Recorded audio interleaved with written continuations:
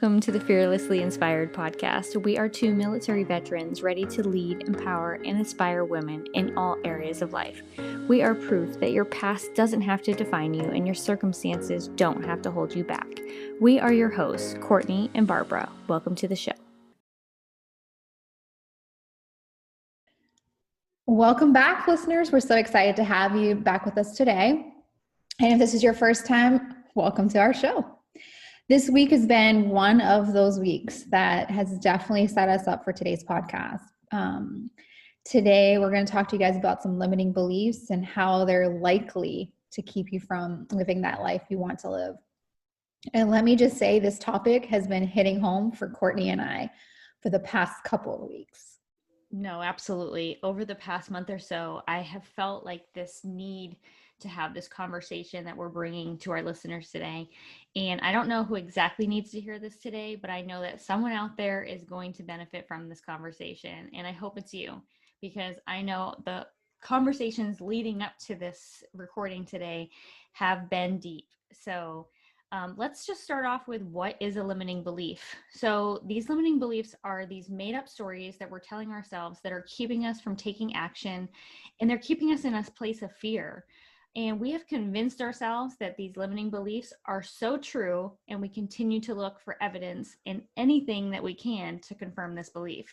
And I know, Barbara, you always tell me, if you look hard enough for something, you will find what you're looking for. And that just keeps this vicious cycle from continuing and continuing. I have a limiting belief, I confirm it, I find evidence, and I'm just going to keep believing it. And so I'm going to keep staying stuck. Amen, girl. Again, this is just, we're so passionate about this conversation. And I think, breaking this down even more is so critical, because some people, there's a listener on here who is not even aware that they're having these thoughts. And, what does it mean when you have these thoughts? And so if you're someone who has ever said, or might be currently saying, right, that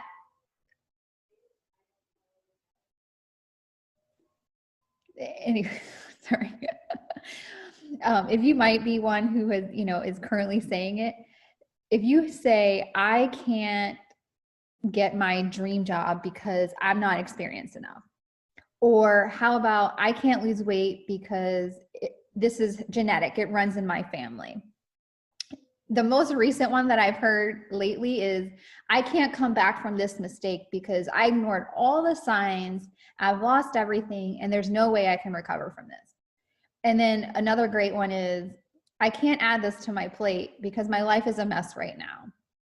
So let me just say, listeners, these are things that are holding you back from what your life, the life you desire. And you're just designed for so much more, and you're enough, and you can come back from anything. Courtney and I are living proof that we've made some crazy ass mistakes, but guess what? We've come back from it, and we're still trying. We're a work in progress. And, I just want you to know that sometimes hardships happen. It's not to punish us. It's really to shape us and mold us for whatever our greater purpose might be. And if you don't know, it's okay. Yeah, absolutely. So don't believe these lies you have created in your head, and they keep you stuck, because they're going to continue to keep you stuck. Don't use these lies as excuses to settle for less. Don't minimize yourself by playing small, because it's not serving anyone, and leastly, it's not serving you. So, Barbara, we were talking about this, and what was one of the first limiting beliefs you remember having as a kid or a teenager? Courtney, when we originally talked about this, I rambled an answer off to you, right? Because it was the first thing that kind of came to my head. And then obviously I've had a couple of days to really think about this. And my simple answer is that I had to be strong, never letting my guard down, having my crap together at all times. If you want something, you have to work for it, and nothing would ever be handed to me. So for anyone who knows me, that might make a whole lot more sense to, who I am today and just my personality. But being raised by a mom who didn't have the best childhood, she really put that extra special attention into protecting me as her little girl, because that's what parents do, right? I remember, my mom personally talking to me about things that at the time seemed very weird and unnecessary. Mhm. But trust me when I tell you that she talked to me for good reason. And sorry, I can feel the emotions already coming. Mhm. Um, there were people people in my life that hurt me at a very young age. And I can tell you that I've held on to that disappointment and that hurt for the majority of my life. you know I know it's hard for you to share some of this stuff, but I think it's important not only for our listeners, but also for your growth as a woman. And so I know it's hard to share some of these things, and I thank you for sharing just a little glimpse into that. And it's hard being strong, but when you don't have any other choice, that's all you know how to do. That's who you Absolutely. become. So there's no other option. So to like, okay, let's just change it up a little bit, come down off of those strong emotions.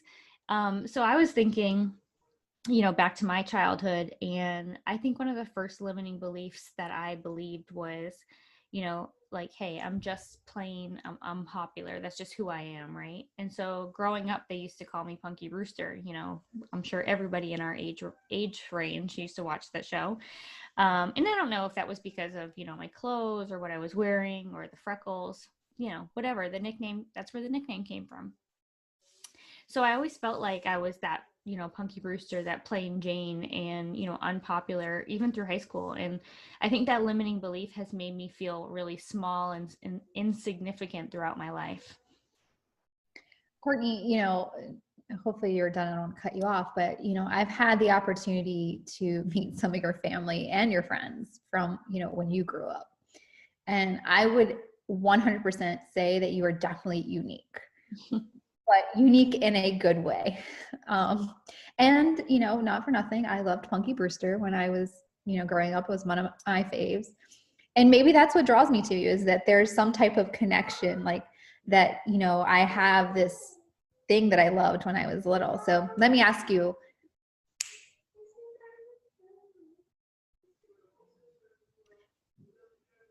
Courtney, sorry, I have, children trying to nap. So it's life, right?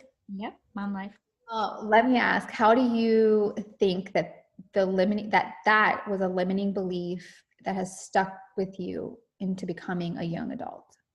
Well, I think, being transparent, even as a young adult, I even felt that way. I felt plain. I felt small and insignificant, and I think that was part of my struggle with my personal identity issues, even from an early age, because I didn't really know who I was as an individual. I think a lot of women deal with this is because everybody feels like they have to change themselves to fit into a group of friends. They have to change themselves for a spouse. They have to change themselves to feel like they fit in someplace. And I mentioned this, in episode 4. I changed myself so someone would love me. And so I never truly knew who I was until I was in my 30s. And now even some days I struggle with that. Like, who am I? And I had to just remind myself of this just the other day, that I don't have to be perfect to inspire others. And so I let them be inspired by how I deal with my own imperfections. And I think it's important, for women at any age, young women or adult women, to really ask themselves, do I know who I am at the core? And am I showing up as her authentically?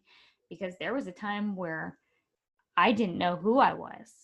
And so yeah, that's. Oh, I mean, let me say this, whether we're aware of it or we're not, one limiting belief is going or can has lead will lead into another limiting belief. And like you said earlier, if we go looking, we're going to find, if and it's just going to continue to spiral. And regarding your question, I'm pretty sure I didn't start asking that specific question to myself until recently, Yeah. in the last, couple years. So, it's out there. And, you know, I've always had a strong personality. That's how people know me. And, obviously joining the army my personality only got stronger, maybe too strong for some people. But, the thoughts of exposing my messy life has never been at the top of my to-do list. No. And, I've always felt if I show a sign of weakness, my limiting belief would spiral, if I ever showed my signs of weakness, then, I wasn't strong. And my limiting belief has just spiraled as I got older, to be honest. Don't be weak. This is happening because, or, I deserve this because, and these, or this, I've heard this one and I say it myself, this is as, good as it gets, or, I let this happen. So growing up, I didn't really have a strong foundation of faith, and I wasn't raised in a church, or I can't recall really learning about God. However, you know, because as a child somebody hurt me, I felt weak, and it made me lose trust in those people that I loved. But as a young adult, I was so determined to never be vulnerable again that I developed this hardcore.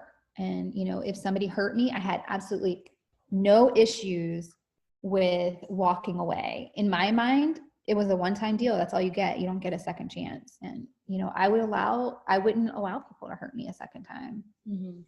And, for, each hurt and disappointment, my heart just got really harder. And, these limiting beliefs were just, well, this is how life is. This is what it's supposed to be. And, I don't know about you, Courtney, but, I've labeled people in my mind. Once they hurt me, they get a label, and that's where they stay on the shelf. And, but I would say, as an adult, I feel like I've become more wise, and my foundation has gotten stronger, and, my faith and stuff like that. And I know that hurt and pain happens, and it doesn't make me weak, nor is it, something that defines me. But keeping those memories locked up, held, inside, I believe held me back tremendously for so many years, and I was really never forgiving them. And then, sorry. But, I held on to that resentment for almost 30 years. And it wasn't until I'm 40 now, so, a little less than 10 years ago, that I even got that off my heart. Right. Honestly, Barbara, and it's so weird that, you say that, because, honestly, some of that I didn't know, not too long ago. But I think it was the opposite for me. Like, as a kid, I felt like my foundation was kind of strong. And so I felt like I had a good childhood. I was surrounded by tons of family, because my dad has a very large side of the family. And I was brought up Catholic. I was brought up in a church, and obviously that was mostly when my dad was around. So I was always surrounded by, I would say godly, a godly family, I guess you could say.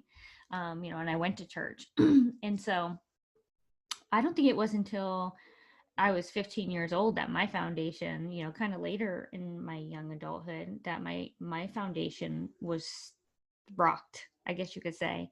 And, life started changing very different for me. And it started with my parents' divorce and all the emotional changes that came with that.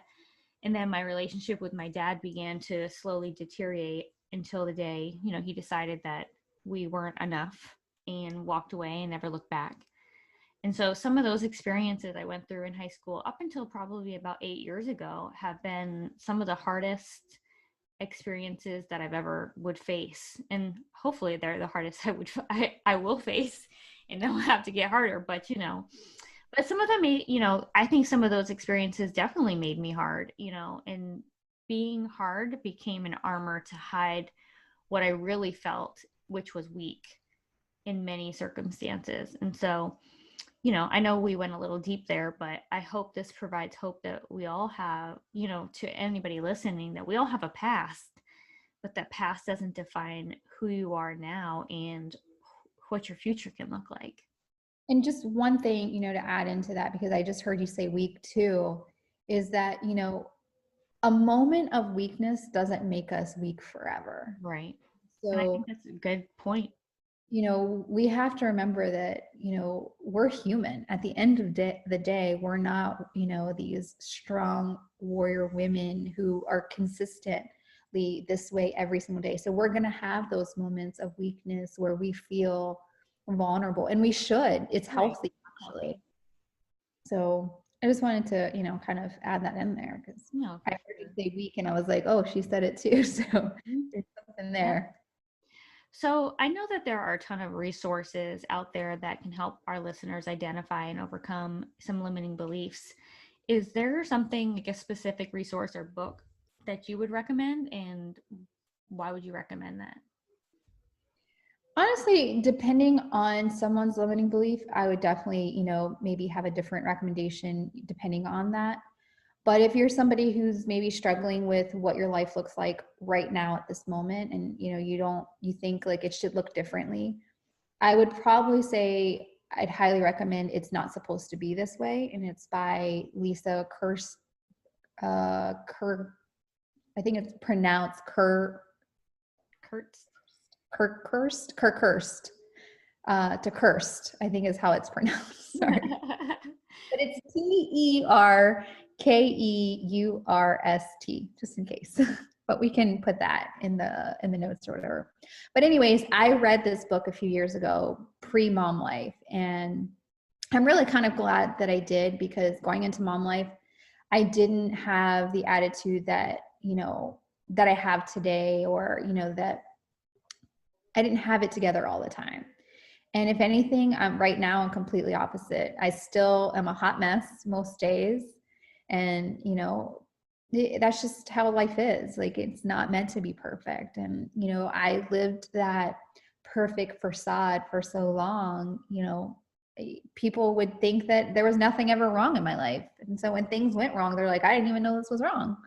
But it's just because I wasn't vulnerable like that. I didn't want to put my stuff out there. And I'm still very selective of what I do. But her book really focuses on finding the strength when disappointments or hurt shatter you. Hmm. And I just really, obviously because of the conversation I'm having, it's, more of based on, that particular limiting belief. And there was something you just said that stuck out to me, but I just kind of lost it. So, so anyway, I've mentioned this book before, I'm sure, but the book Unfuck Yourself by Gary John Bishop is literally probably one of my favorite books because it's all about getting out of your head. And I think limiting beliefs is something that keeps us in our head. It keeps us in that thought process, right? And it talks about getting out of your head and getting into your life. So getting rid of those limiting beliefs and just taking that action on what you want. So every time I open this silly book, it reminds me to get the hell out of my head and start living my life. And every time I pick it up, actually, like whatever that page says, like is literally, because let me tell you, I have like 6 books that I read at the same time. But every time I pick up this book and open that book to the last page I read, like there's something in that chapter or in that page or those few pages that I literally need to hear right in that moment. And it's just crazy. But it reminds me to stop coming up with those excuses and just follow like my purpose and have faith. It's funny that you say that, because I feel like, even when I open the Bible or I do my devotional, I feel like there's this verse that will pop up randomly, but it pops up so many times in a short span of time, or an affirmation or something that I'm reading that will pop up. Just it keeps coming, and it's like, man, I must really need to hear this right now. And so, I don't know. So as you're saying that, you just keep, as you open this book and it pops out, it's like what you need to see and receive at that given time is what's coming out to you. So I think that's awesome. Courtney, what is a favorite, you and I, we talk quotes and affirmations all the time. So what is that favorite quote or affirmation that keeps you kind of sound minded when that negativity kind of pops in? Well, I honestly have to say it definitely would be I am enough. And to the point where I have it tattooed on my wrist. And it reminds me that like I may not be enough for the other people around me in my life, but it reminds me that I'm enough for me and I don't have to be more than that to please other people. You know, I don't have to change myself again to please other people. And I don't have to be somebody I'm not. And I think that, and it just reminds me that I am enough as I am today. And I think I've had to remind myself a lot of this recently, you know, between quarantine and retirement and just this chapter, this area of uncertainty in my life right now, that, you know, I've questioned myself. I've been questioning myself and the value that I have to provide into this next chapter. And so yeah, it would be I am enough. And funny story, just real quick, is that when I went to get the tattooed, my friend Dan was like, which way do you want it facing so somebody else can read it or you can read it? And I'm like, well, I don't need anybody else to read it. I need myself to read it. So we're gonna face it towards me. So so yes. What's yours, Barbara? My favorite is probably fearfully and wonderfully made in the image of God. And it's actually currently hung up in my daughter's bathroom. And as a child, you know, the hurt from somebody really caused me to kind of doubt myself and my self-worth at some point, you know. And I'm sure it had a lot to do with the decisions that, you know, you make throughout life because you feel that way.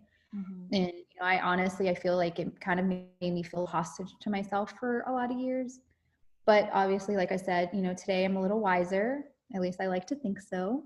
You You are. know, and just knowing that, you know, I am a daughter of the King who can heal, you know, all. And he created me to be a person in his image. And I am that person today because I have allowed myself to believe that, you know, he allowed me to go through this hurt and this pain, but it wasn't to punish me. It was more to shape me and mold me. And, you know, honestly, that's why I am the wife and the mom that you know, my family deserves and, you know, that they have today. Otherwise, I'd be lost. And it's funny that you say that, because you know, I always say like everything that you experience makes you the person you are today. And whether, you know, and I'm sure that there's somebody out there that would like to argue but you know, sometimes you have to go through some really tough stuff in order to, one, discover who you are and discover your purpose and to discover, you know, just life lessons. You know, not everything is meant to bring you down and destroy you. It all has a lesson, and it's all part of all those experiences have made you who you are today. And you know, I can tell you, Barbara, that I have seen tremendous growth from you over the last couple years, and it's inspiring. And so I know your story will has inspired many people. So Thank you. You know, one thing that I want to make sure that our listeners get from this conversation is that it doesn't matter where you are today. You know, if you allow yourself to grow and to become, you know, to be that vulnerable person every now and then, you're going to see so much growth. You know, I can, you know, tell, you know, Courtney and I, you know, we've been so vulnerable the last couple of months, and you know, Courtney vulnerable over the past year, way more than me. And, you know, just to see us both kind of come from where we were, it's inspiring in general. And, you know, I felt like there was a lot of distractions at some point, you know, with, you know, you have all these distractions to keep you from thinking about certain things. mm-hmm. And when those distractions, and I like to say that God takes those distractions from us to allow us to kind of refocus. And, you know, if those things were distracting us and we couldn't face that one thing that has been holding us back, well, now, you know, that opportunity has come, and you have to get to that place though. Yeah. So don't be afraid to go there, because sometimes until you peel that onion, you can't bloom. You can't grow. Right. And so, you know, before we close out this discussion today, and I just want to just maybe do a little something for our listeners. And so, if you are listening right now, and you can safely do so, meaning you're not driving, you know, I want you to just close your eyes for a second and imagine what your life would look like if you cashed in on those limiting beliefs, meaning you got rid of them. and you started believing in your own purpose and your own potential, really ask yourself, how would you feel? Like, how would you carry yourself? How would your life be different? And how would you be different? And then when you can answer those questions, maybe that's just motivation enough for you to get out of your head and just make it reality. So I urge you to do that. If you could just take that time, listeners, and just really sit with that for a minute. But it's a good exercise. yeah. And let me just say, you may not be happy with some of the answers that initially come out of your head, but that just means that there's room for improvement And work to be done. We're all a work in progress, right? So thank you guys for listening. We hope that you guys found value from this podcast, and if you know someone that may need to hear this message, we hope that you will share it with them. We hope that you will also join us on our next podcast, and we're going to provide the links in the show notes for the 2 resources which we mentioned. And don't forget to follow us on Facebook and Instagram at the Fearlessly Inspired Podcast.